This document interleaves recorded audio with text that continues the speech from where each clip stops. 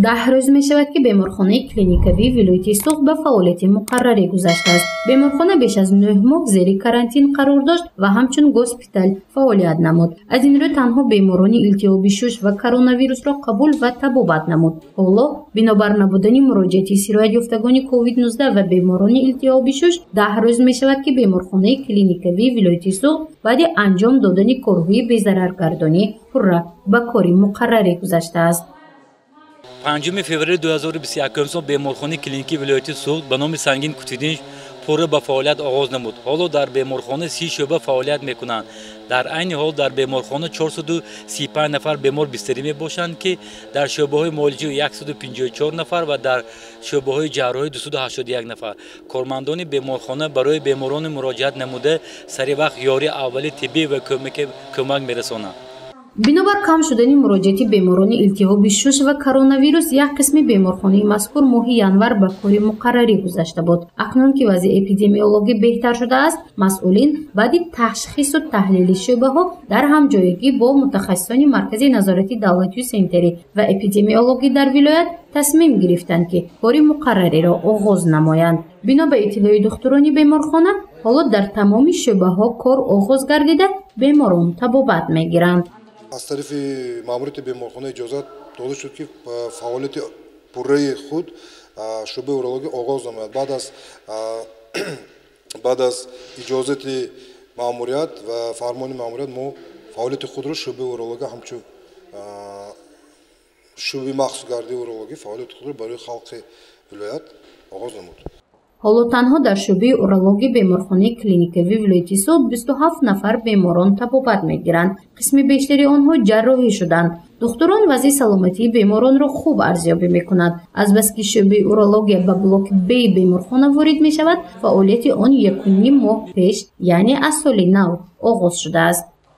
از اول سال تا حاضر قریب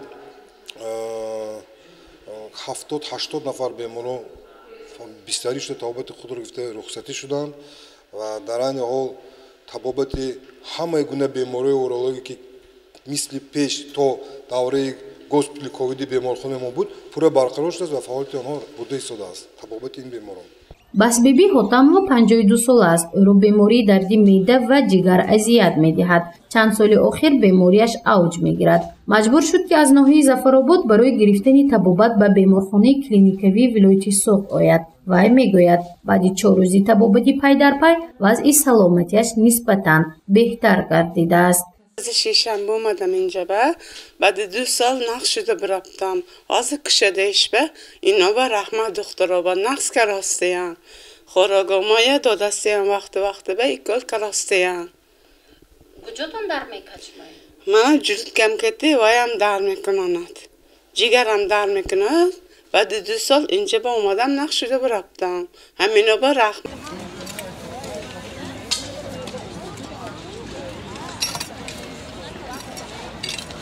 از بس که بیمارخانه کلینیکوی ولایت سوخت 9 ماه زیر کرانتین فعالیت میکرد، دقت بیشتر نه به میدان و اطراف آن بلکه برای بهتر نمودن وضع سیرویت یافتگان ظاهر میگردید. امروز باشد بیشتری کارمندان بیمارخانه به حشر عمومی جلب شدند. آنها پورا میدان و اطراف بیمارخانه را از افلاسی ها تازه نمودند. همچنین در دو پهلوی آن باغ نو بنیاد کرده شد که هدفش سازندگی و آبادکاری است. یاده از 400 نفر کارگران بیمارخانه برآمده حسی خود را برای آبادانی بیمارخانه گذاشته ایستاده‌اند. من همه باخبر که ما طول دوام 9 ماه ایسی گوسپیتال بیمارخانه همچون گوسپیتال فعالیت می‌برد. من خدا شکر می‌کنم که ما امروز با فعالیت کاری پیشتری خود را ما سر کردیم. با احساس بلند همه کارگران برآمده برای آبادانی بیمارخانه امروز حس خود را گذاشته ایستاده‌اند. مقصد از تشکیل کارهای آبادانی این بهتر نمودن وضع تازگی اطراف و همچنین آباد نمودن میدان و بنیاد باغ در بیمارخانه کلینیکوی ولایت سوخت به حساب می رود. بزرگ مفتونش کرو و نعیم جان ایوبوف برای برنامه اطلاعاتی خبر.